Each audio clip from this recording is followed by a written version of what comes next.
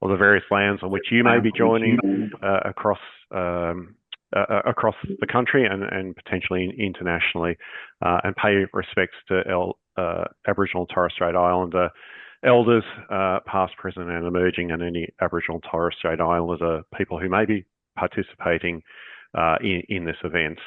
Just want to recognise the wisdom that comes with living on this continent for 65,000 years. There's certainly a lot, I think, that we can learn from the First Nations peoples of this landmass, this continent. Before we get to the speakers, there's a little bit of housekeeping, as there always is. So the first part of the session will be recorded. So this will be available to you later on. You'll be able to watch it again, or perhaps share with other people. This will be available through our updates from ADA, so make sure you subscribe to that. We'll be using the Q&A feature on Zoom to take questions, so please make sure that you post your questions in there rather than the chat. They can get lost in the chat, so Q&A is the way to go. And you can also upvote questions by selecting the thumbs up button, so that will allow us, when we get to the panel, to be able to sort of perhaps get the ones that people are more interested in front of the panel. Use the chat window to share any thoughts or reflections you may have during the presentation. If you do that, you'll have to make sure that you select everyone in the drop-down menu, so that the chat message will be read. But I'd also like to remind you to be respectful to each other and to presenters when you are posting your comments and questions. Let's focus on the work at hand. Your video and mics are actually active, so I'll just ask you to mute your microphones now, and feel free to turn off the cameras if you wish. And just a final, I guess a quick heads up that some of the topics we will cover today are confronting and may bring up past experiences. So, if that happens, please take a moment to use any strategies or techniques that may work best for you to stay comfortable. So, when thinking about sudden impact disasters, regardless of their cause, obviously we know that they have a traumatic effect on individuals, particularly if they've faced death or severe injuries. We know that rates of post-traumatic stress disorder can be higher when humans are thought to have caused the impact, be it mass murder, negligence, accidents. There are some events that go beyond the individual and have a community and even society-wide impact. Hoddle Street, Queen Street, Port Arthur, 9/11, Bali bombings, Lynn Cafe, Burke Street, Osmington homicide, Bondi are all events that come to mind where the personal becomes the public and the community and society feel the effects. In South Australia, they're dealing with an algal bloom that is having a community impact on well-being. So another event that's having a sort of more community-wide sort of impact. These are events that where our what's called ontological security, the things that we take for granted, the routines that provide predictability and allow us to go about our daily lives safely and securely, are shattered. And in this, they are termed collective trauma, which is something that the late great American sociologist Kai Erikson coined and developed.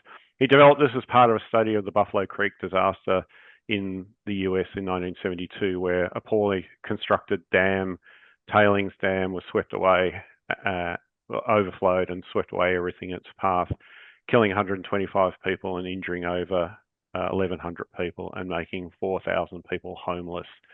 The dams were assessed as being structurally safe 4 days before they collapsed, and the impact on the community and shattering the bonds was profound. As humans, we seek to make sense and meaning of what's happened to us and to be able to manage our emotions and reactions. And collective trauma events challenge this sense making. About 10 years ago, when I was at Red Cross, we were faced by a series of events, which we will hear about today, where we were called upon to provide psychological first aid in very difficult circumstances in collective trauma events. What was apparent that the places that these events were happening was anywhere, anywhere in the country. And there wasn't a predictability that we perhaps had with our sort of more usual or traditional focus on natural hazard-based risk events. Many of the support agencies were thinking, what the hell do I do now? And I've had this own experience myself when I led the Bali recovery response in 2003. We were really sort of thinking about, we had no idea what we were doing, and we were effectively making it up as we were going along.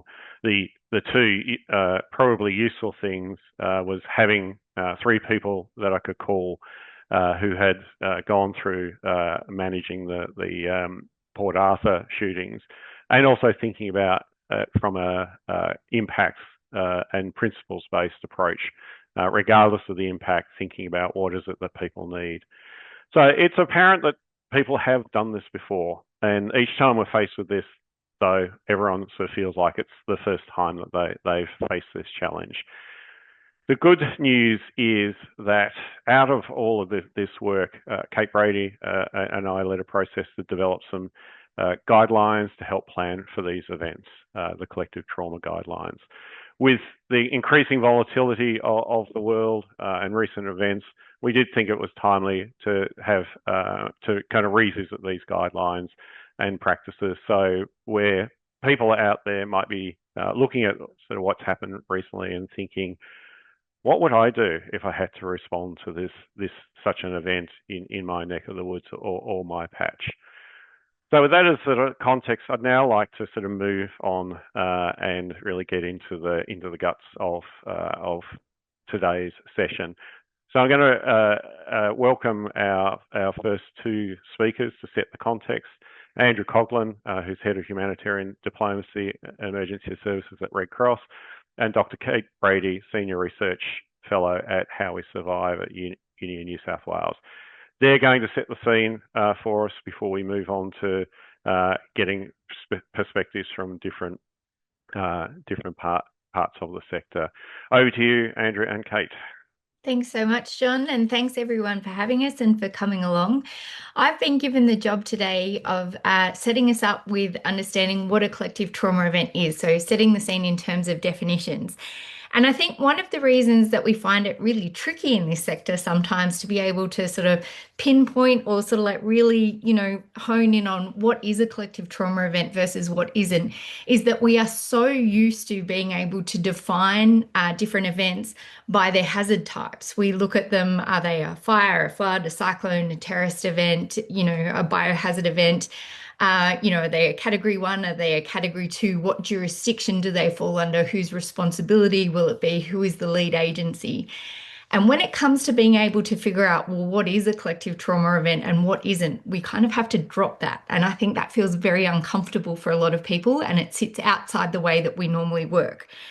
So when we think about what a collective trauma event is, as John said, we did do some guidelines. They're getting old now. They were written in 2018. And unfortunately, we've had a lot more experiences since then that we could include. But we really sort of had to try and pinpoint how we would be able to define such an abstract concept for people. We need to think about a collective trauma event could be any hazard. It could be caused by any hazard. So it's not hazard specific. It might be things like a fire, flood, cyclone, things that we feel like we are usually quite sort of used to. And then occasionally one will come up where we're like, this is quite different. Or it might be a human caused event through things like acts of malevolence, like a terrorist event or a mass shooting or something. They also might not technically hit category thresholds for being things that overwhelm agencies. And yet we see profound impacts within communities. So I'm going to use a piece of paper here. I'm going to read a definition that we used in the collective trauma event guidelines, that is available to you as a resource. And I know that the ADAR support crew are going to be putting up links to that. So it's there and it's written down for you if you want to come back to it. But I am just going to read it out. As John said, we really drew from the work of Kai Erikson, the late great Kai Erikson, on this stuff. But a collective trauma event is an event irrespective of the hazard, which results in a blow to the basic tissues of social life that damages the bonds attaching people together and impairs the prevailing sense of community. These events may impact things that we previously took for granted about public locations, routines, and values. Not all disasters are collective trauma events. These events must have an impact on the broader community, and they don't fit within people's previous understanding of the way the world works. And I think even though that sounds a bit vague sometimes, that's really what we're sort of thinking about here. It's not in people's normal understanding of what they could predictably expect to happen. Even though we know disasters are unusual, for example, in Australia, we're very used to hearing about fires and floods and things like that. These are events that sort of shake that up again and change our understanding. They alter that fundamental sense of how we understood the world to work. So some of the unfortunately we can't go, okay, if an event does this and looks like this and smells like this, therefore it is a collective trauma event. It's not as precise as that. But there are some characteristics that are really common that we can draw on. And Charlotte, I'll ask you to put that slide up here. These are some of the characteristics that we identified are really common when it comes to collective trauma events. Commonly occurring elements include witness violence, and that might not be interpersonal violence, it might be other forms of violence, horror, public grief. There's usually intense media coverage. They're often highly political. Usually there is a judicial or some sort of public inquiry process after it. A lot of people from outside the event have very strong identification with the victims or with the locations, and so all of a sudden feel drawn into it. And one of the things that we often see as sort of a thing that tips things over is that children are impacted. And we know that that really increases heightened senses of injustice, of anger, and of media coverage around that. So when we're thinking about these things, we really have to move away from thinking what is the hazard and therefore does it fit into a collective trauma event, and more think about what are the impacts and what are the characteristics of these events. Are they having a community impact? Are they changing the way that we understand the world to work? And do they have some of these characteristics in them? The other thing that I find when I'm talking about them is people get quite caught up sometimes with the T in collective trauma events, that word trauma. And sometimes people will ask, do I need to know if people are going to be, for example, are they going to get PTSD from this? Are they going to get, depression or anxiety disorders? Is that how I'll know if it's a traumatic event? What we're thinking about is less about that individual psychopathology. We know most people recover very well, even if they're quite distressed. These are distressing events. That's a normal reaction. But what we're talking about is that community impact. Is it changing our understanding of what we expected to happen in these locations with these values in our community? Is it changing that understanding of how the world works? Now, I know that is quite vague, a lot of the stuff that I'm talking about. So I'm going to stick around for the end of this and I'm happy to answer any questions that come through the chat, but I'm going to hand over to Andrew, who's going to talk quite specifically about some examples. Thank you, Kate, for those really useful insights. And we've already flipped to the next slide. Thank you, Charlotte. Sadly, these types of disaster are not new, and as both John and Kate have mentioned, have been around for a long part of our history. I'd like to just take the next few minutes to quickly talk about some of the more high-profile events in recent memory, to highlight the ways in which they've shaped our thinking and contributed to the evolution of some of those recovery initiatives that we now take for granted. The first is the two bridge incidents, if you like. These two events highlighted the broad impact that these sorts of disasters can have, with lost lives and legacies of those lost lives, obviously, but also large-scale and long-term disruption. In the case of the Tasman Bridge in particular, there was a significant impact on community infrastructure as well as the personal well-being, and Hobart was effectively cut in half for many months and indeed a couple of years to follow. To the Hoddle and Queen Street shootings, there were two shootings took place in Melbourne in late 1987. One on in a Melbourne thoroughfare and the other in a central business district office building. And they both showed the broad impact of these types of event, including the threat to community safety and general community wellbeing that Kate nicely referenced. The response to each of these two events provided, I would suggest, one of the first intense examples of a psychosocial focus in recovery, including things like public meetings and broad community support for one another. Port Arthur in 1996, a little bit more recent in most people's memories, and one that really, I think, sticks in the Australian psyche. An event of both national and international scale, highlighting the complexity of the different communities impacted. We saw a local community impacted. It was actually a workplace and a tourist site. And most of the visitors to the site on that day, most of the deceased, were actually coming from interstate. They were Victorians on holiday. It was also characterised by one of the first long-term recovery programs in response to a disaster of this type, with over 12 months of recovery program underway in both Tasmania and Victoria. And we also saw another thing that Kate alluded to, a massive community and political impact, leading to revision and tightening of Australian gun laws, something that we're hearing again today in the aftermath of Bondi. To the Bali bombings, and John mentioned Bali as well as 9/11. 9/11 was a little bit further afield, but Bali felt like this concept of terrorism and some of these potential threats was really moving a little bit closer to home. It was an offshore event with massive Australian impact. Again, recovery was complex, reflecting the diversity of the communities impacted. It was young people, it was football teams on end of season trips, it was holiday makers, and it was locals. So we had concurrent recovery activity happening in Indonesia, in Bali itself, as well as in pretty much every state and territory back here in Australia, particularly in a lot of those smaller sporting clubs, community groups where groups of people had gone over to Bali together, unfortunately, a number of them never to return. Moving on to the next slide, and we start to get a little bit closer to more recent history, in particular the last 10 to 12 years that John and Kate have been talking about, which were essentially the genesis of the best practice guidelines that you can see the front cover of there on the slide. Firstly, to the Link Cafe siege in Martin Place in Sydney, a very lengthy and very public event.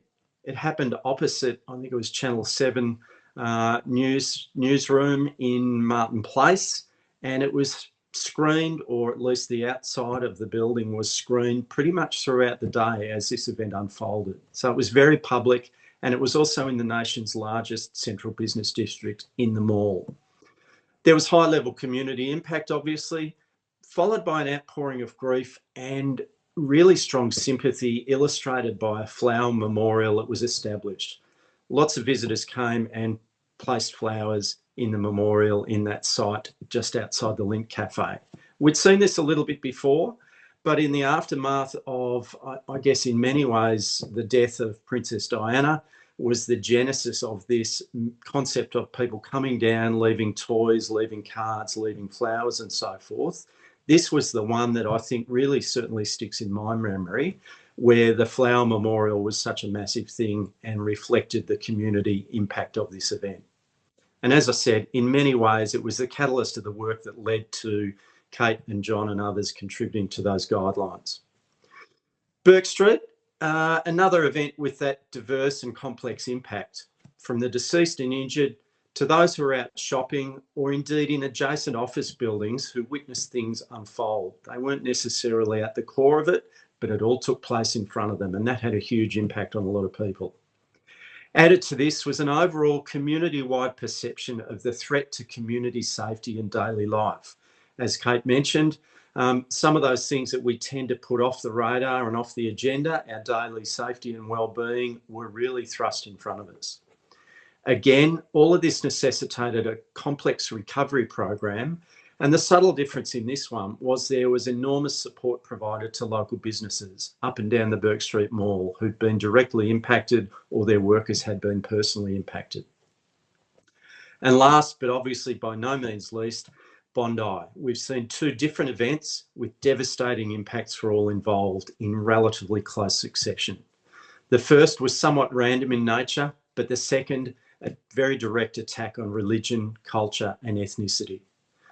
The complexity of recovery from those events will no doubt continue for years to come.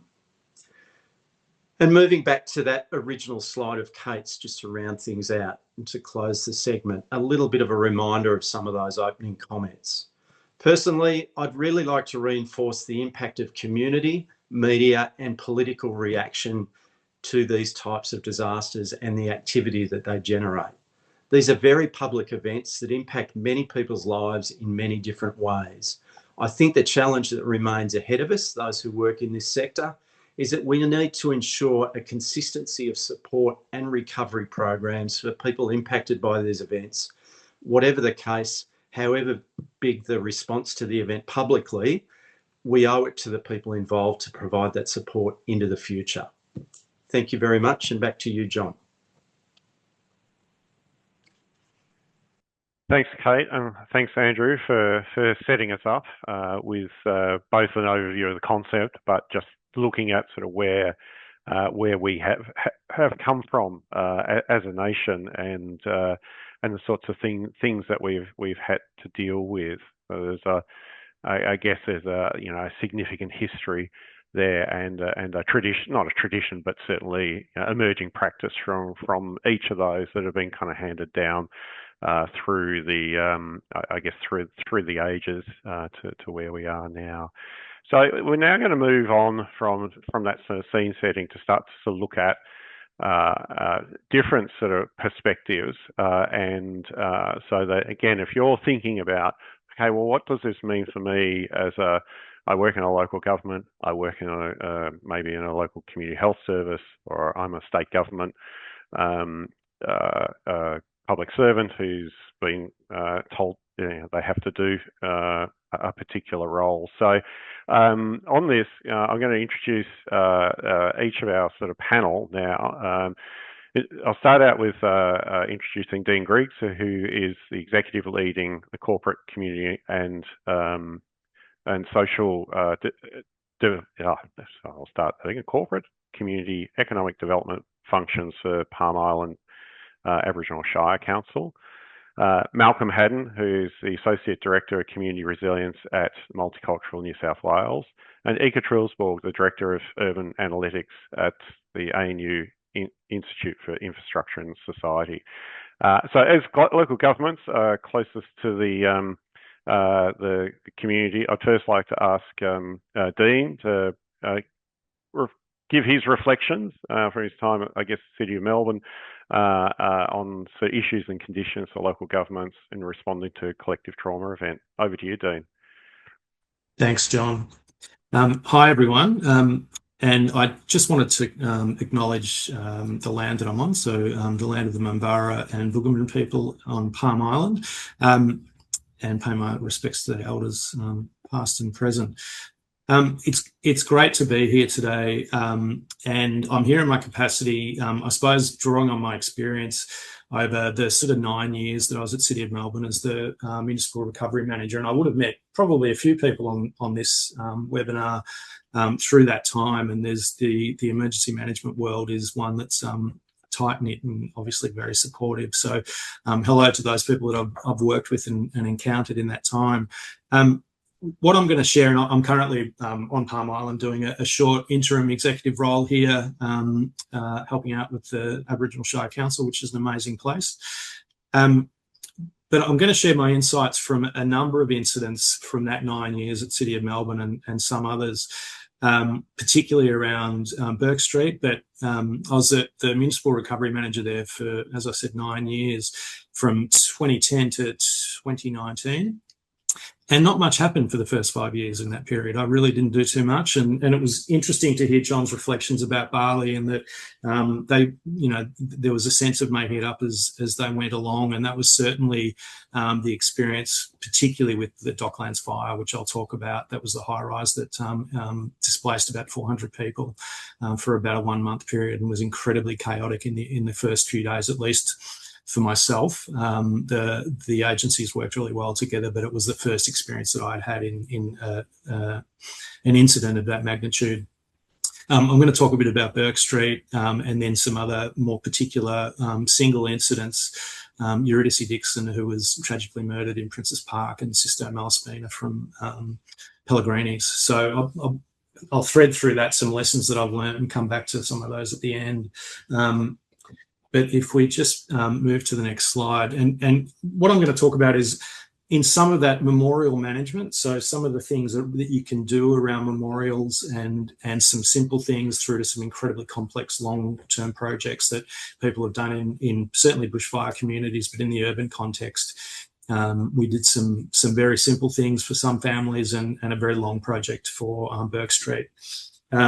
Recovery committees, which I'll talk about in a second, and also that sense of using your peripheral vision, particularly from the local government point of view, when you're in an emergency management structure and you've got your blinkers on and you're doing a whole lot of work around recovery, potentially over a long period in a collective trauma event, there's often a whole lot of people that are around you that aren't in that structure and may just pass by either your desk or others, but they catch some of that trauma, and it's worth considering how you can support an entire organisation as well as those just within that structure. And I'll give you an example of that with some images in a sec.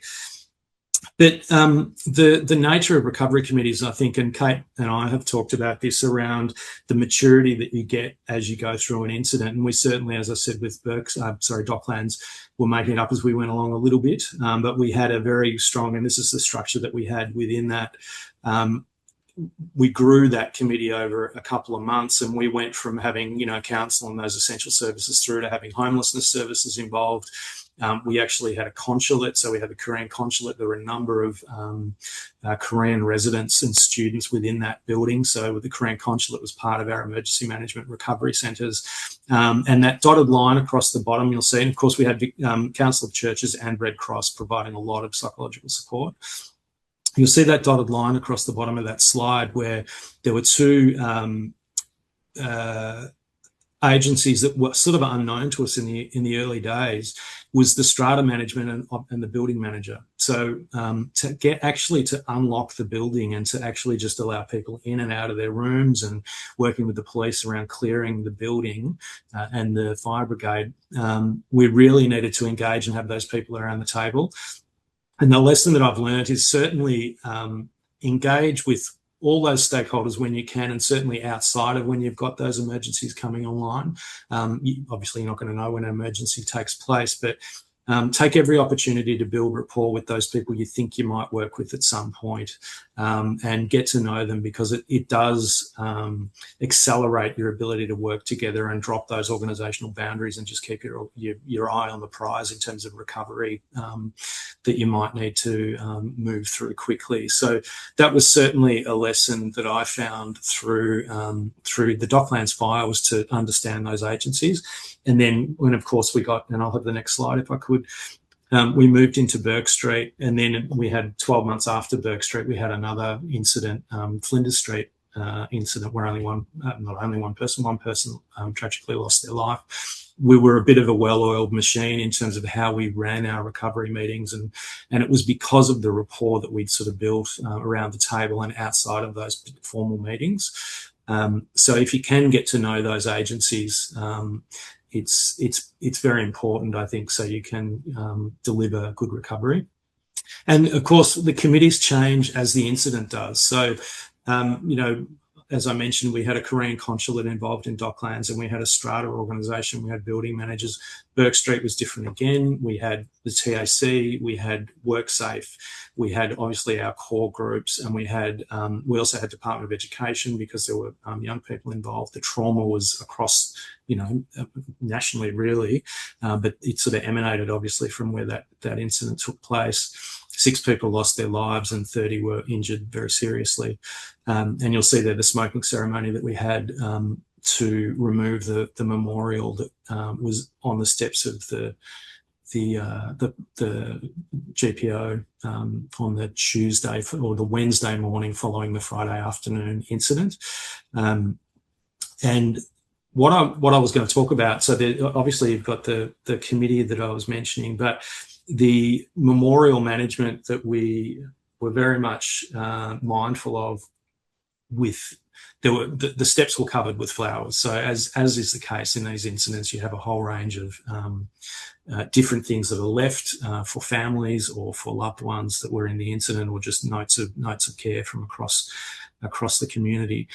And we found that we were inundated with those, but it's the first time the city had to deal with something of that magnitude. So we thought, well, let's remove them systematically. So we did that in a way that was very respectful with our outdoor staff, bringing trucks to the site. And we actually dismantled all of those packages so that we could understand what was in them. And one of the team actually suggested that those cards that were left and those flowers and all of those items should actually be given in some way to the families that were that had suffered through that incident.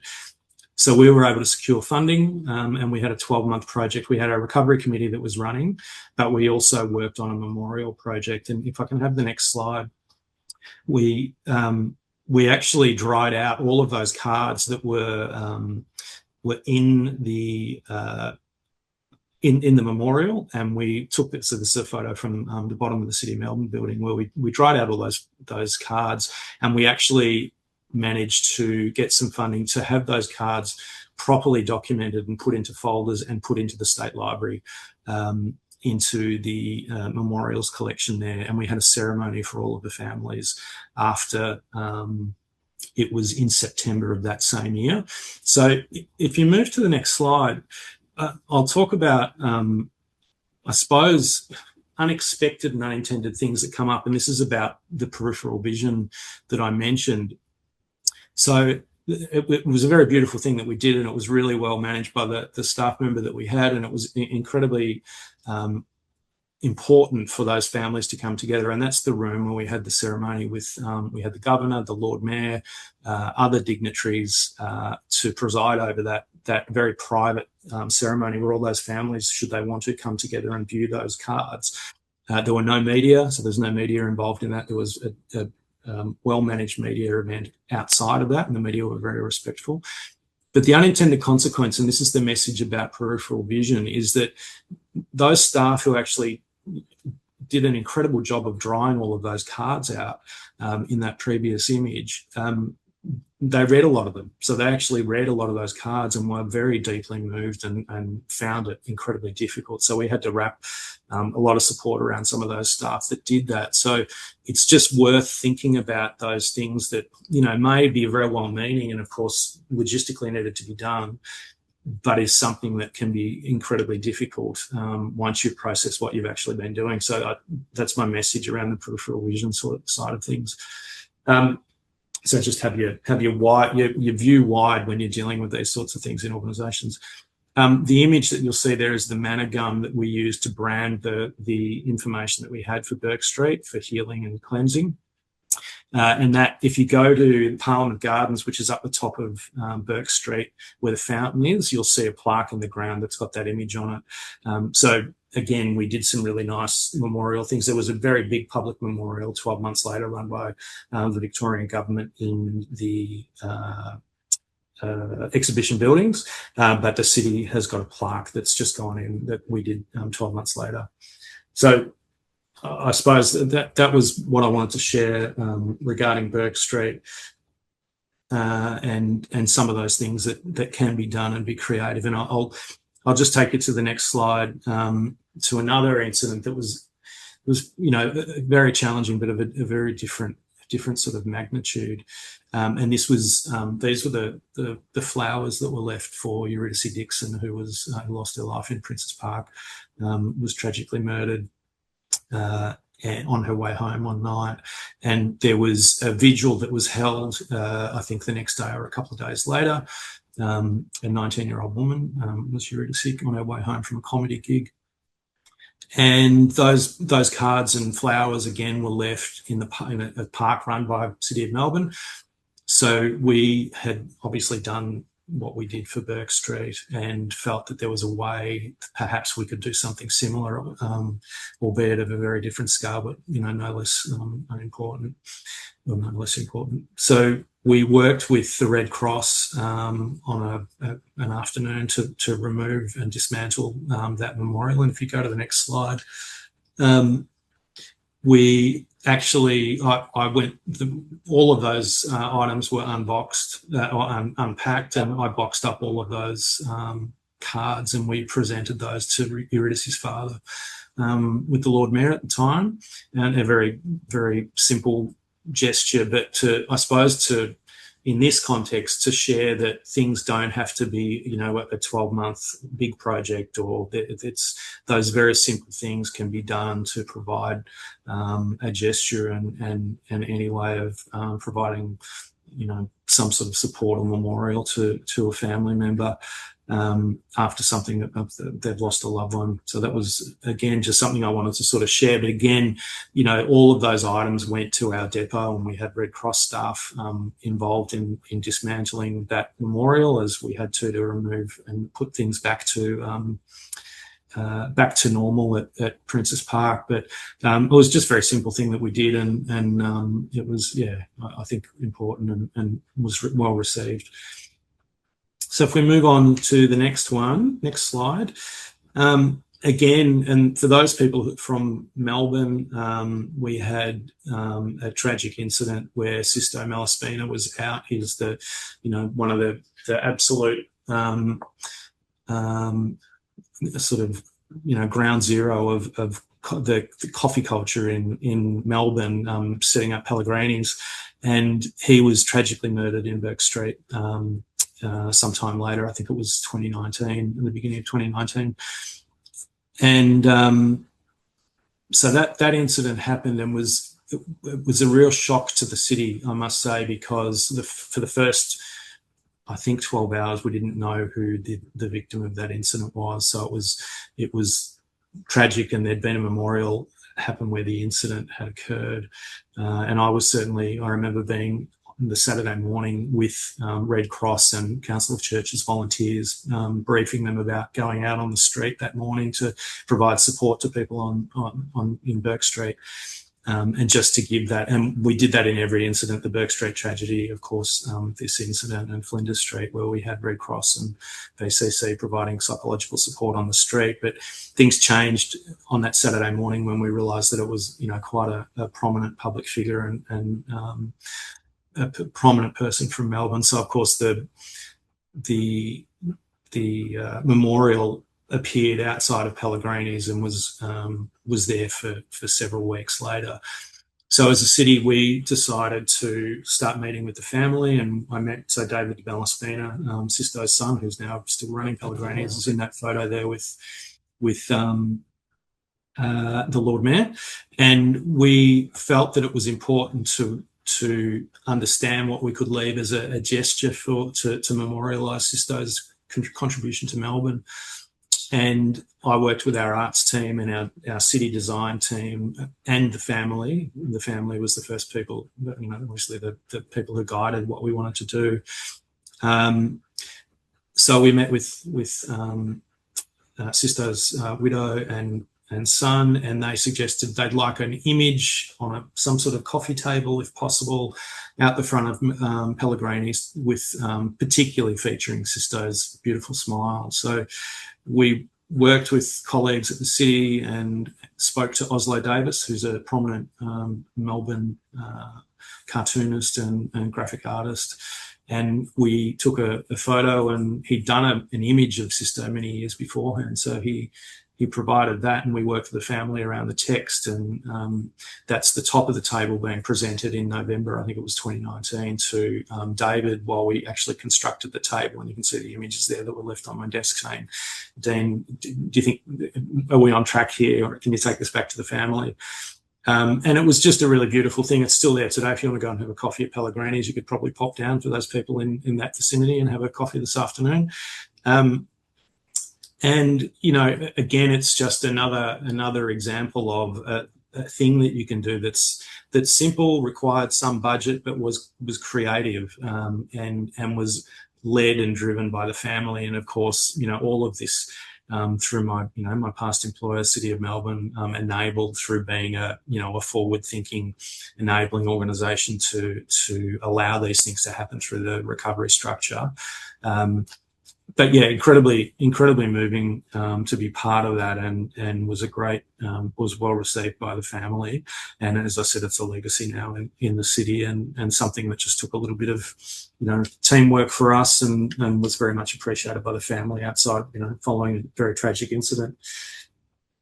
So if we just go to the final slide there, just in terms of the lessons that I mentioned earlier, and that's through those incidents. And I suppose that the other thing I'd mention about recovery committees is, as I said earlier, so they do flex and they change, and you need to build rapport and understand who's in the room. But for those people working in remote communities, as I am at the moment, they can be very different where you are, and you can actually have people who are stretched beyond their normal roles. And I'll share an example from Palm Island where, I went to the bistro. The first night I was here, I went to the bistro and was greeted by a gentleman who was wearing a bistro outfit. And then I went to the supermarket the next day and he was there stacking the shelves. And then when we had the Cyclone Koji meetings recently on a Saturday morning, he was sitting in the meeting wearing an SES uniform. So, those communities that are more remote, and it's an example of how you've got to get to know who's in the room,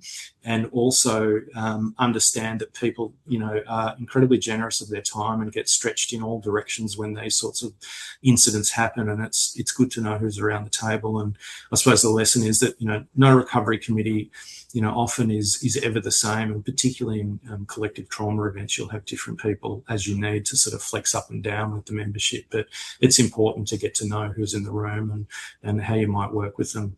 The other final thing, as I said, is that idea of peripheral vision and just being attuned to some of those impacts and some of those, subtle nuances and not so subtle nuances, I suppose, around what people can catch as they're sort of just walking past. Even the people, who go out and buy stuff at Officeworks for you to, to put in a box, or the design team working on the work for the Sisto table that we did for Pellegrini's, or anything like that. It's just good to, go and check in and make sure people are okay when they're not quite in those formal structures. That's been a big lesson for me, and I'm really attuned to that whenever I'm drawn into things, to try and just understand those sensitivities. I think that's it from me. I'm very happy I'm going to stick around and be part of the conversation later on. And as I said, I really pleased to be asked and be able to be in a position to share some of this. There is an article that I wrote with Sarah Coward, who I must thank for her guidance and wisdom back when I worked with her on the Docklands incident. That was when I was certainly making it up as I went along, and I was pulled aside by Sarah, who was a great colleague and from the state government, to just give me a little bit of guidance every day about what I should be doing, what forms I should be filling out, and what sort of meetings I should be convening. And we then wrote an article about the Burke Street tragedy and how we worked together and thought around that collaboration. And so yeah, I just wanted to acknowledge Sarah in that, and all the colleagues that I've worked with. So thanks for listening, and I'm very happy to share more later. Yeah, thanks, Dean. A great overview of fair share of collective trauma in your time at City of Melbourne. And I think, for me, what resonated is that notion of thinking about using your peripheral vision. And if sometimes you feel like you can't use it, I know in my experience, at least having someone working with you who might be sort of just one step off the pace, who's able to kind of take that wide view and sort of look around. Also really pleased that you've written an article, because again, what this does is contribute to our knowledge base and allows us to go back. And as we all move on and go into different areas, we commit it to the record, and we can go back and sort of look at what people did. So I'm really pleased to see that.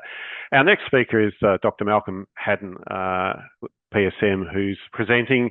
He's from Multicultural New South Wales, and he's going to give us a perspective from the state government. So Malcolm, over to you. Thank you, John. If I can have my first slide up, please. Thank you very much. And thank you for inviting us to be here as well. I just wanted to begin. I'm going to be talking a little bit about resilience and community resilience in this presentation, including it's in my job title. So I'll be talking a little bit about what we mean by community resilience from a multicultural New South Wales perspective and how it intersects with notions of disaster resilience as well. But I would like to begin by acknowledging the resilience of our Aboriginal and Torres Strait Islander peoples. And I would also like to note that I will be talking about terrorism in this presentation, and I will be talking about the Bondi terrorist attack, which is still clearly very current and recent. But I would like to acknowledge in particular the resilience of the Jewish Australian community over recent months as well. When I spoke to one Jewish leader in the days after the Bondi attack, in his words, the community was resilient but shaken. And just to acknowledge that communities can feel both at the same time. They can be both resilient and shaken. Just for context in terms of my my role and my work in this space as well, I've been working in the field of addressing the social impacts of terrorism and the social impacts of violent extremism for quite some time. In particular, the impacts that terrorism and violent extremism has on social cohesion and community harmony. And that will be the focus of my presentation here today. I do want to acknowledge that I won't be speaking today about all of the state recovery apparatus that's actually been established to support the Jewish community in response to the Bondi attack. That would be another presentation that my substantive CEO of Multicultural New South Wales, Joseph Laposta, should be presenting. People who followed it might realise that Joseph Laposta, as the CEO of Multicultural New South Wales, has been seconded to take up the position of Coordinator General for the Bondi Community Response. And I think it says a lot that the Premier actually appointed the CEO of Multicultural New South Wales to that role.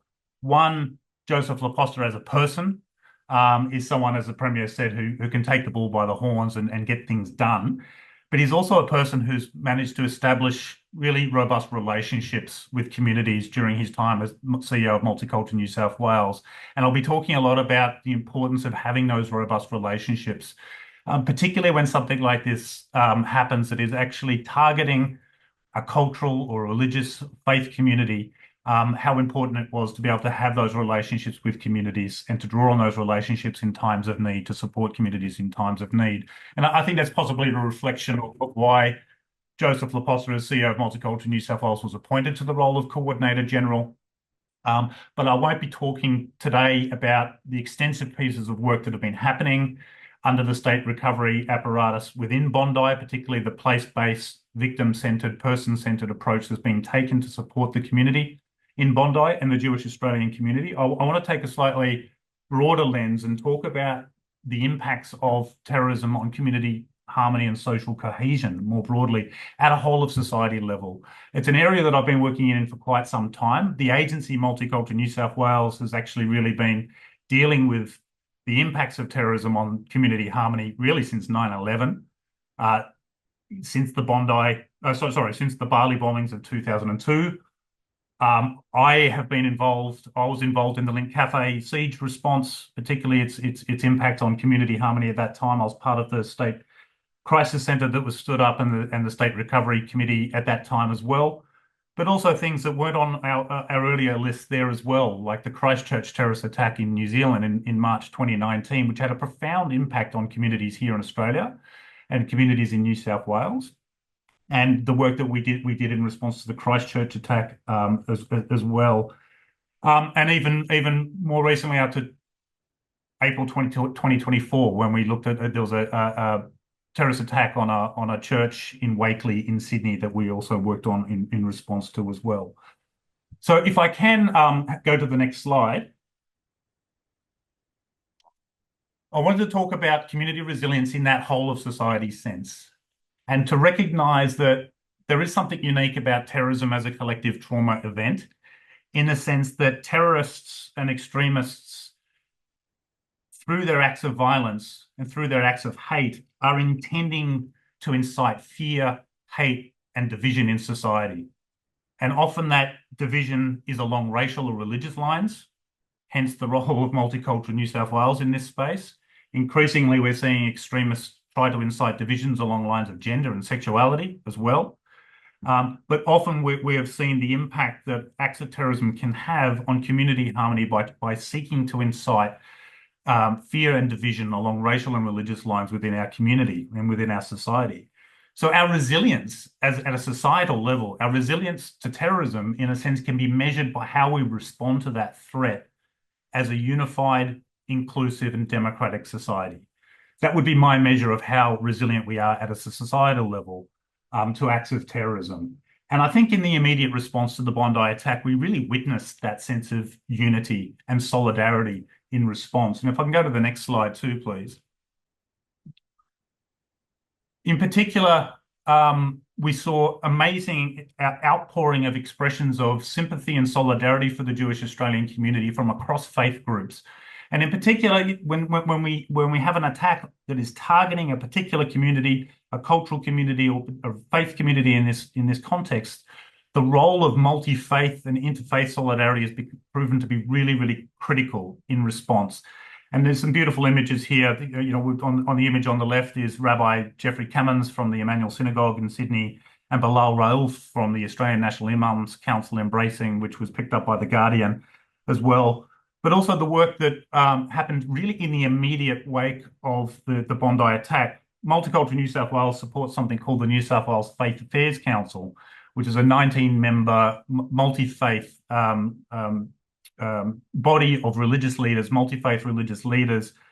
The establishment of that council actually came off the back of a lot of the work that the agency did during the COVID-19 pandemic, which I would add to the list of collective trauma events. That was a protracted collective trauma event that we worked through. And our work with faith leaders at that time was actually very, very critical in terms of disseminating public health information through faith leader networks and religious community networks, but also countering some of the misinformation that was being circulated about the pandemic itself and about the virus, and empowering religious leaders to actually be the credible messengers within their own communities to be able to support community recovery in our response to the COVID pandemic.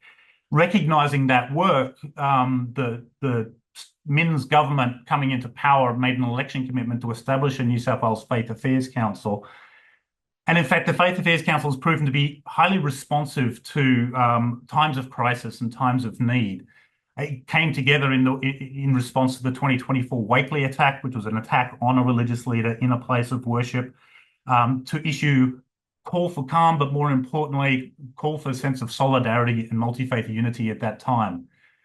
On the 14th of December last year, the Bondi terrorist attack, they were incredibly responsive in response to that as well. They issued a statement on the night of the attack, and they came together the next morning for an emergency meeting that called together faith leaders to, again, make sure that that message of solidarity was being disseminated through their own religious community networks. And if I can go to the next slide again too, please.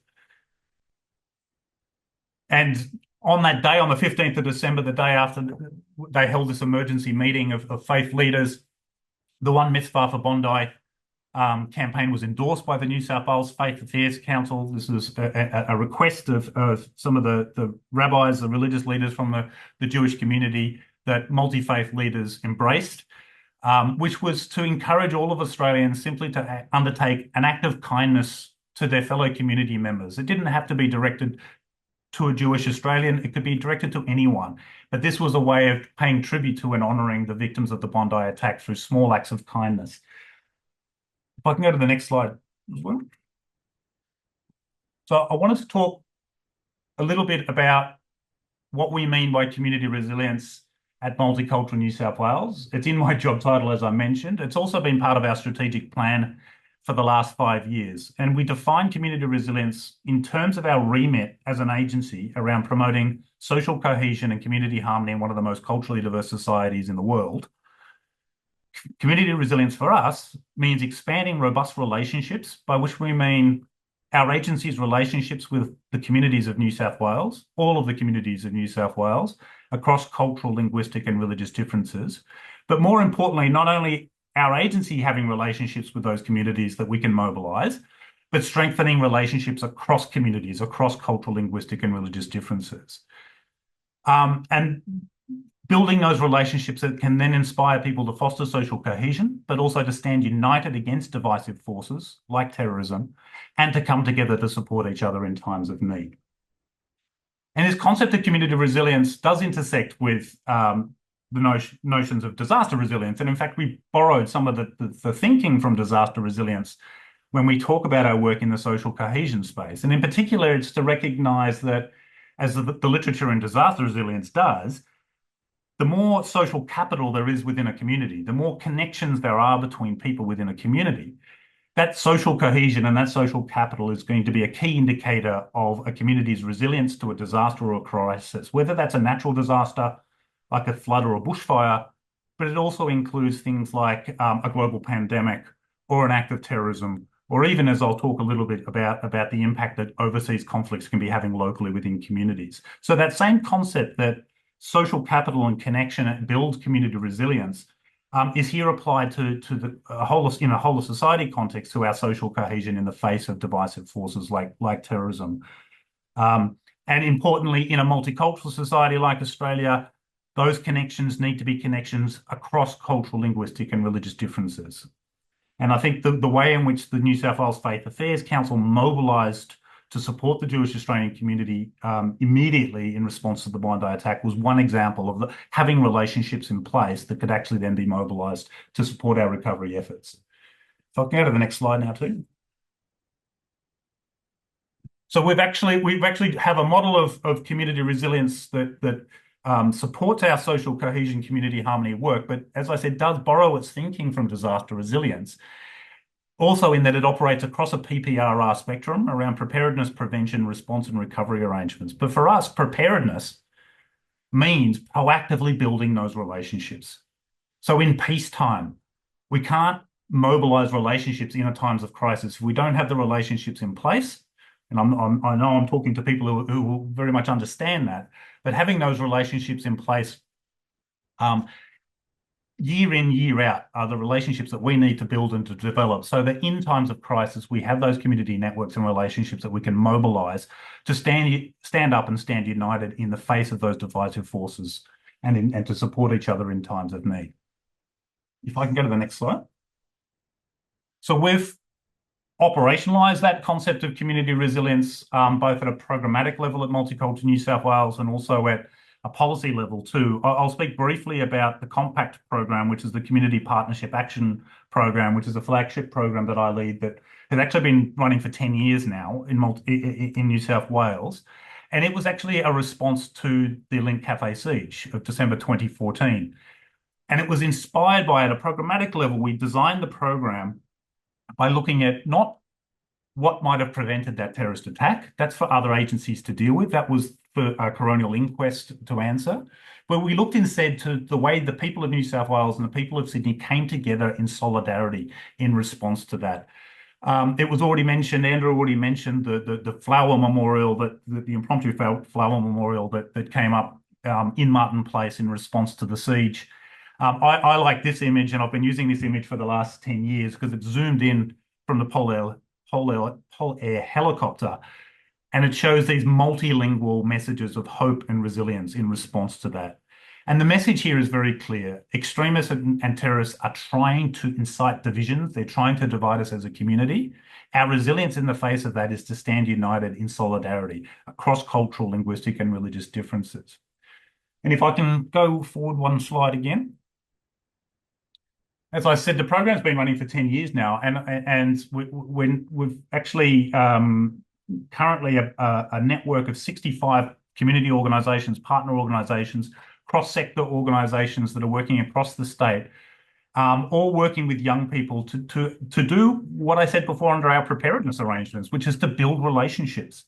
And we have programs running across the state. We've engaged 80,000 young people so far through this program, delivering programs that are building new relationships and creating new connections between young people across cultural, linguistic, and religious differences. And we've been independently evaluated twice to prove that we're actually achieving that. We're building new relationships for the future of the state and for the resilience of the state into the future.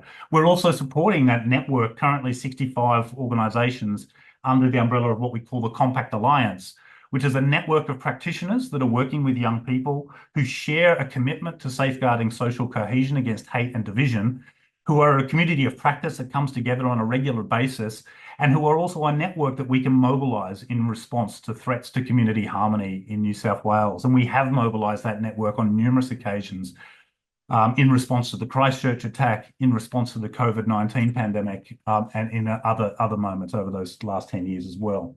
If I can go forward again. Another slide. The other way in which we've operationalised this concept of community resilience in a policy sense or in a whole of government sense is through the New South Wales Community Resilience and Response Plan. We call it ComPlan, the Community Resilience and Response Plan, which I know confuses some people who work with Commonwealth agencies. The COM stands for community for us. ComPlan is a whole of government plan that's led by Multicultural New South Wales. It hangs off the Multicultural New South Wales Act, which gives us a function of providing a coordination point for the New South Wales government around monitoring and addressing threats to community harmony in New South Wales. Importantly, ComPlan recognises that threats to community harmony in New South Wales can arise from local incidents or issues or situations. It can arise from national issues that have an impact on our state, and it can also arise from international issues. So we recognise that as a multicultural society, we are connected to every part of the world. And whenever conflict or crisis breaks out somewhere in the world, there will be communities in New South Wales, in Australia, who are directly impacted by that, who are grieving and who are hurting as a result of that. So for us, a collective trauma event can be something that actually happens overseas, but we have communities in need who need to be supported here locally in New South Wales as well. Importantly, this is a whole of government plan. There's a senior officers group that convenes regularly under preparedness arrangements for the plan, but also in response to moments of crisis. Importantly, ComPlan, when we designed this in 2017, it was endorsed by the State Emergency Management Committee and the then State Counterterrorism Committee, and subsequently by Cabinet as a New South Wales government plan.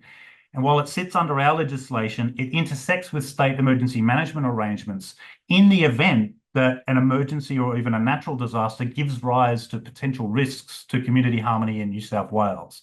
And one example of that would be the COVID-19 pandemic, which, you know, as we all recall, gave rise to misinformation, racist scapegoating, racist conspiracy theories, things that were having an impact on community harmony from a multicultural New South Wales perspective. And we had to mobilise this plan and activate this plan in response to some of the threats that we were looking at to community harmony during the pandemic. It's also written into the state counterterrorism plan, because clearly an act of terrorism will almost inevitably have a very direct and immediate impact on community harmony. And we've seen this in response, obviously, to terrorist attacks over the decades, and we've seen it in response to the Bondi attack too. If I can go forward one more slide as well. So importantly, ComPlan, it operates under a PPRR continuum as well. It stipulates, you know, and we are actually publicly accountable to this plan in New South Wales. It stipulates what we do under the PPRR arrangements to try and promote community resilience to threats to community harmony. Bondi was one example where we immediately activated the response phase of ComPlan. We convened our senior officers group twice on the night of the 14th of December, of the night of the Bondi attack.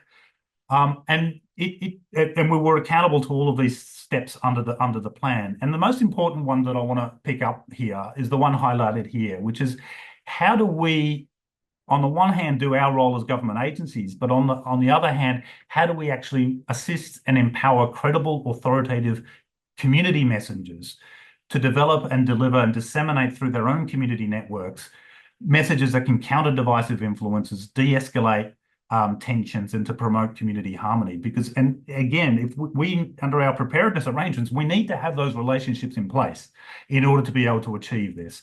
And the example I provided earlier of the mobilisation of the New South Wales Faith Affairs Council was an example, I think, of that.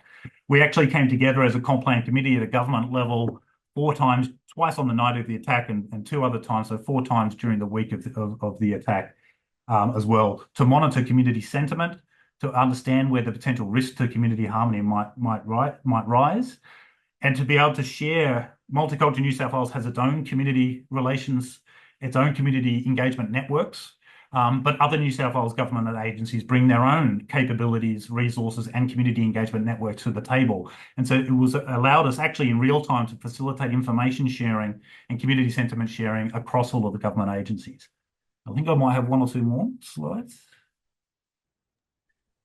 And I just wanted to point out, so that was, we mobilised in the first week under Coghlan, but actually we've continued to have to convene Coghlan because the community harmony impacts of the Bondi attack are both immediate, short, medium, and going to be long term as well. We saw, for instance, on the 9th of February with the protests in Sydney against the visit of Israeli President Isaac Herzog, that an event that was intended to provide solace and healing to the Jewish Australian community at the same time presented mixed different sentiments within the other community, and we saw public order issues and clear risk to community harmony. So in a sense, under Coghlan, we haven't quite transitioned into recovery yet. We're still in a response phase arrangement and still managing some of the risks to do with the Bondi attack. Our New South Wales police colleagues have told us that in the 4 weeks after Bondi, reports to the New South Wales Police on anti-Muslim hate incidents have increased by 576% during that time. So we're still in a kind of live response mode in terms of monitoring some of these risks to community harmony. I don't know if I've got any more slides, do I? Thanks, Malcolm. That's been a fantastic kind of overview of the challenges, as you say, in bringing together community resilience. So it's also good to hear, that sort of overlap, I suppose, with disaster resilience. I actually think it's all just resilience, depending upon how you frame it. We might keep moving because we've got a final speaker before we get to the panel. And Malcolm, you touched on mis and disinformation, and I think collective trauma events are very much kind of shaped by a shared narrative, but that narrative can be framed by a range of different ways. And we're certainly seeing now the phenomena of mis and disinformation has the potential to kind of negatively or positively shape a narrative around an event. So I'm really excited to introduce Ika Trijsburg from the Municipal Association of Victoria and ANU, who has been leading a lot of groundbreaking research and practice in this space over the past few years, and to give us a sense of some of how might we navigate this particularly challenging phenomenon. Over to you, Ika. Thanks, John. Thanks, John, and thanks everyone for really insightful presentations thus far. I'm learning a lot and taking a lot of notes as you're speaking. And thanks everyone for being here with us today. I see there's over 260 people who have joined for this session, and I think that speaks to the importance of the insights that are being shared. And I just want to acknowledge the work that you're doing as well, and what's brought you here, which I imagine is that you've been involved in some really critical work over the past months or years to support our communities. So thank you for doing that. I'd like to acknowledge that I'm here in Naarm on the lands of the Wurundjeri Woi-wurrung people, and acknowledge and pay my respects to elders past, present and emerging, and also acknowledge all other First Nations people who are here on the call today. I'd also like to acknowledge that we're talking in theoretical terms about things that many of you might be experiencing quite personally. I'm going to be talking about disinformation, which is something that's used to harm people collectively, but also deeply personally. And I know that there will be a variety of experiences in the room to some of the things that have already been shared, but also to the things that I'm going to share. As John said, I lead a work program, particularly looking at disinformation and its impacts and responses in the local realm, alongside other threats to democracy across ANU and the Municipal Association of Victoria. We did create a playbook that's open source, with 40 experts around the world, looking at what the similarities and experiences are, the differences, though we found more similarities than differences, of the ways that disinformation impacts localities, and also different types of responses that are being trialed, that have been used effectively, or that can be borrowed from other sectors. And we can put the link to that in the chat, and I encourage you to have a look at that if you're interested in further understanding disinformation in the local realm and how you might have some practical tools to respond to it. Disinformation, as I'm using it, is more of a catch-all. So many of you may know that there are distinctions between disinformation, misinformation, and malinformation. I'm using disinformation as a catch-all because it includes the deliberate sharing of fake information with intent. And so this is the most dangerous in many ways because it's intentional sharing of falsehoods. At some point, it becomes misinformation because people hear it and continue to share it, but they do so thinking that it's true. So at some point, disinformation and misinformation do blend into each other, but at its inception, disinformation is a deliberate act. We're not talking about someone who just has a different perspective. We're talking about an entity that knowingly creates false information and shares it with intent. So it's lying when you know you're lying and you're trying to get people to do something because of it. We know that disinformation is a huge issue at all times now in our communities. The Nobel Peace Laureate Maria Ressa has called information integrity the mother of all battles. She said in the UN General Assembly last year that if we can win this, we can win the rest. But if we lose this, we lose everything. And I know that sounds dramatic, but it's true. If we can't get on top of climate disinformation, how do we have collective action? If we can't get on top of disinformation that seeks to drive division in our communities, how do we come together meaningfully and create the community resilience that is going to take us through the difficult things that do happen when we harm each other or when there are disasters that harm us? It's been ranked the top global risk last year and the year before. This year it's been pipped at the post. It's the second top global risk, but it is hard to overstate the danger and the significance of disinformation and information integrity or the corruption of our information environment.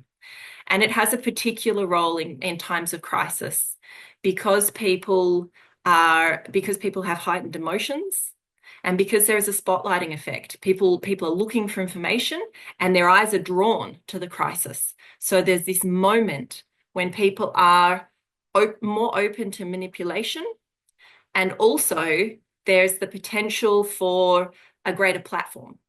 And so there's two kinds of actors that we see that leap very willingly into that space. And those actors are economically driven and politically driven. We often focus on the politics because that's what we might see on the news, particularly in the global realm, where we're probably becoming more familiar with disinformation in that space. But the economic model that underpins disinformation is something for you to be aware of in your work with communities, in your work within your organizations, and as you try to help communities to repair and build resilience for the next time they're faced with a crisis like this. So the things that drive the economic model of disinformation are, well, the first thing is the social media model. So social media gets its money from engagement.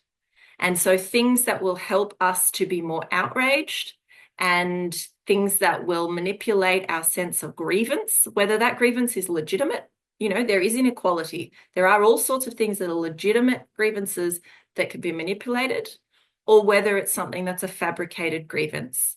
And we see that as well, because that's also something that then makes us more easy to be manipulated. Those things will keep us engaging longer in the social media platforms, and that is something that drives their economic model. But beyond that, there are clickbait websites. There are all sorts of other economically driven YouTubers, influencers. There are very few people who are bothering to put a lot of content out online that are doing so out of the goodness of their hearts. It is an economic model for benefit. when we see a lot of the big influences that are driving messaging across the manosphere, across all sorts of parts of really challenging and damaging content in online realms, it's for financial gain. It's not associated necessarily with a particular political aim. It's about making money. The other side is political, and this can be domestic politics. This can be partisan politics in our own country. It can also be because of foreign interference. We've seen foreign interference in the wake of the Bondi attacks in December, and in the wake of many localized incidents, both in Australia and around the world in recent times. We've seen international organized networks, as well as the national offshoots of those international organized networks that do progress an agenda that is explicitly anti, that has an agenda against particular cultural groups, particular religious groups, particular gender groups, and particular ways of being, and increasingly hostile and anti-democratic actors. And then we also see local actors in that political space. So it's actually, we're looking at a broader spectrum of drivers in disinformation than sometimes we recognize when we're just looking at a particular political figure in the evening news. We've seen how disinformation can be used to take a particular crisis and actually have a contagion effect and create a completely different crisis that then spreads across countries. Many of you might be familiar with the Southport killings that occurred a couple of years ago in the United Kingdom town of Southport, where children were attacked and murdered during a Taylor Swift dance class. And that had an immediate vacuum of information. It had all the sorts of hallmarks of how disinformation can take hold in terms of what was likely to prompt disinformation. It had the spotlight, it had the grievance that can be easily manipulated, and there was an information vacuum. And into that, we saw an economic actor. We saw an offshore clickbait news site amplify a message that was fake, that sought to make this an anti-migrant issue, and particularly anti-Muslim.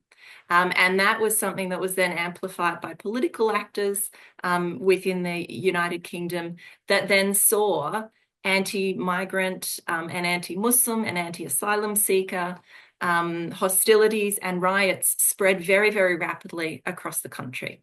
So we've also seen how disinformation can actually change from the particular crisis that started it, and then create an entirely different crisis that continues to impact the United Kingdom in its local communities, but also more broadly at the moment. And we have had some similarities, though not in that particular scale or in that particular nature in Australia. But certainly I saw a comment then about the referendum, the Voice referendum, where we again saw large-scale disinformation in Australia. So in the crisis context, there are three main ways that disinformation is used. Firstly, to call into question the validity of the facts about the event as it's being presented. So we saw this with the Bondi attack, with the deepfakes that circulated about the event, questioning whether or not it happened or how it happened, questioning the response. So we've seen this with a number of disaster responses around the world, including in Australia, where there's been accusations of partisanship, or that the response is favouring certain economic interests and not others. And the third is disinformation along societal fault lines, so often racist or gendered, but to prosecute those particular prejudices that are sort of ripe for manipulation in the community. So things for you to be aware of are that disinformation is something that exists, that it exists before whatever crisis it is, that it's likely to be exacerbated during the crisis. And then there actually is the process afterwards when the community has had additional fault lines potentially exposed, additional grievance narratives potentially added to the narratives that are present within the community, and that there's a process that needs to be undertaken to de-escalate that alongside many of the other recovery mechanisms that you're undertaking within the community to help the community to repair and to make sense of some of these narratives that are now circulating within the community.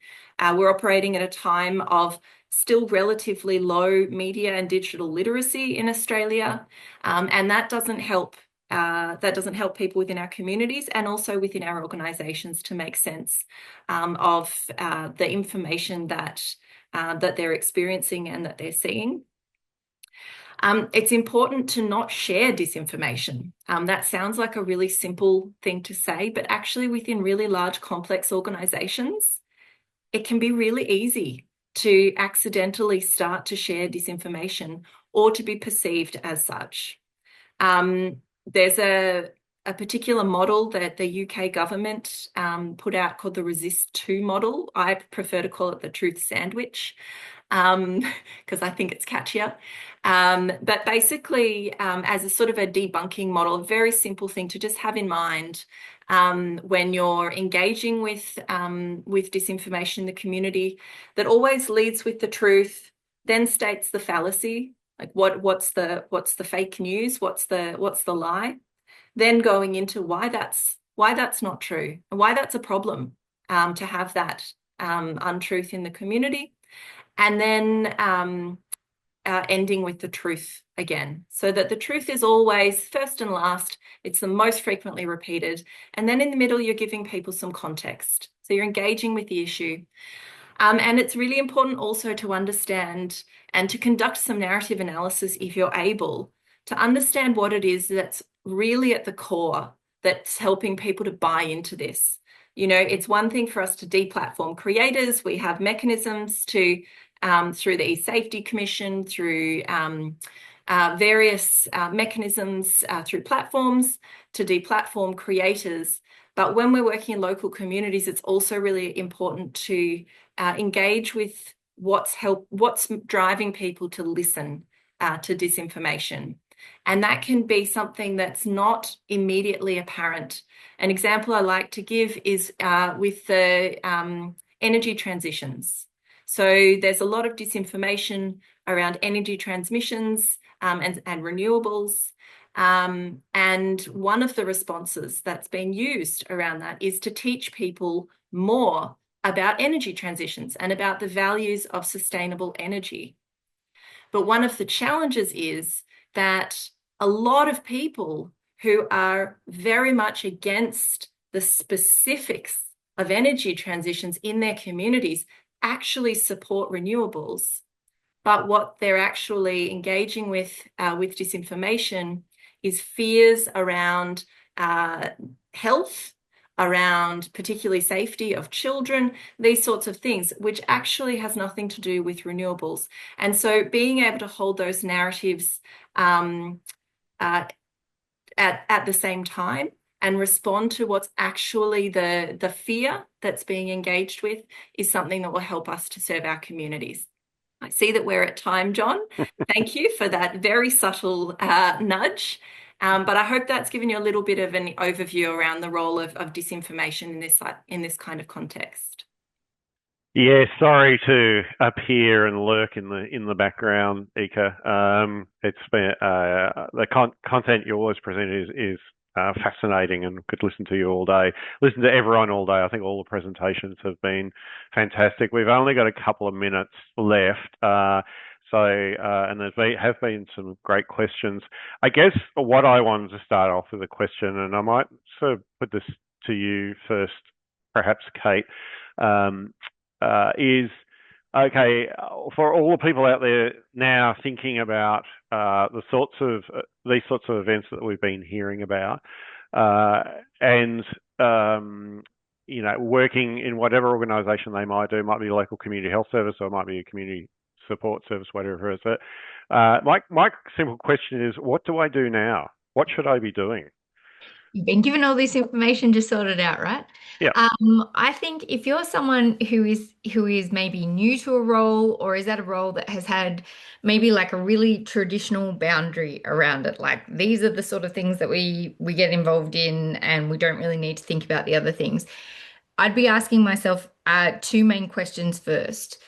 And that is, what do I or my organization need to do if something happens on our patch, whether that is a geographic patch, whether that is a conceptual, whether that is topic-based patch? And what do we need to do or do I need to do if something happens to my people but outside my patch, if that makes sense? So drawing on some of the other examples, for example, Andrew gave around, say, Port Arthur, for example, what happens if something happens that is not in my geographic area, but the people who are affected are going to be part of the people that I'm supposed to be looking after? And again, that can be geographic, that can be cultural, that can be age demographic, that can be community of interest, whatever it is. I think in some ways we've maybe done ourselves a little bit of a disservice by doing deep dives into things that aren't sort of more traditionally hazard based. I think in terms of planning this session, we're trying to expand people's understanding of going beyond that, but maybe it's sort of like looking at some of the comments and some of the questions in there, and maybe we've done ourselves a disservice by not including some of them. But if you can think of those two concepts, then you can start thinking of, well, okay, within my organization, what are the struggles going to be? So, for example, is my mayor or is my CEO or is my, insert person that I need to report to here, are they going to be on board with this? Are they going to get it really quickly? Because you're going to have to move quite fast when this happens. Are they going to really understand that this is part of our problem? Or this is something that we need to be responsible for? Or am I going to have a massive internal battle? And if that's the case, maybe have the massive internal battle now. Like fight about it while it's a fictitious and theoretical concept and use some of the examples that are there. And I know that this is really hard. I'm saying this knowing that for loads of people, this is like the last bullet point in their very lengthy job description and can feel well out of scope. The other thing that I would start to think about is thinking about, do principles serve you or do really specific standard operating procedures serve you? So, some of the examples that we heard from Dean and heard from Malcolm and from Ika are really around this idea of, if you stuck to really traditional forms of like, this is what's in our box and this is what's in our patch, as soon as something a bit out of that comes in, but you can see that you either have a very clear responsibility or whether it's a moral responsibility or a perceived responsibility to be involved, as soon as you get into that space, these really rigid things probably aren't going to work for you very well, but principles are going to serve you very well. And I've heard you talk about that before, John, about like desperately sweating at Melbourne Town Hall before you had to stand up in front of a group of bereaved families from the Bali bombings, and then having to switch to principles rather than rigidity. Like, if we only stick to very, very strict rules, it's not going to serve us. Andrew, I can see you want to jump in. Yeah, thanks, Kate. And very briefly, John, I would just add to that, there's a lot of experience out there. You won't be doing this for the first time. Please don't reinvent wheels, as we have a habit of doing in emergency management sometimes. And there's been a lot of resources talked about today and cited in the chat and so forth. Please take the opportunity to have a look at those resources and draw on people's experience. Yes, your event will be different, but there'll be some common themes and principles, as Kate suggested. So please make the most of other people's experience. All right, I'm going to start to bring it to a close, but one take-home message, we'll go around the grounds, one take-home message from each of you, and I'll go to you, Dean. Thanks, John. Look, picking up on that, I know I didn't talk about it, but the principles approach is absolutely one to really have as a strong message. I think we, particularly with Burke Street, I remember sitting with the Emergency Management Commissioner at the time, who basically said, this is a third the city, a third the state, and a third EMB at the time.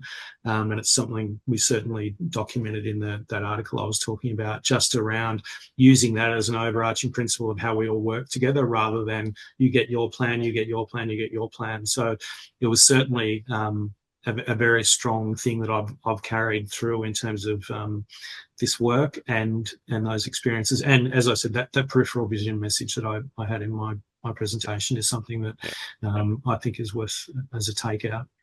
Fantastic. Malcolm? Oh, look, John, I think I just want to reiterate what I reiterated a couple of times during my presentation, which is about building those relationships during peacetime, having those relationships in place as well. And just to someone's question in the Q&A too, those relationships are not something that government does to communities, or shouldn't be something that is done to communities, particularly not in response to a time of crisis, but having been there with communities in their time of need over the years and over the decades, that's when the relationships of trust become really critical. And our experience during COVID in particular was that we were seen as a great resource at Multicultural New South Wales because of our relationships with the cultural, linguistic and religious communities of New South Wales. But that actually shouldn't be just for an agency like Multicultural New South Wales.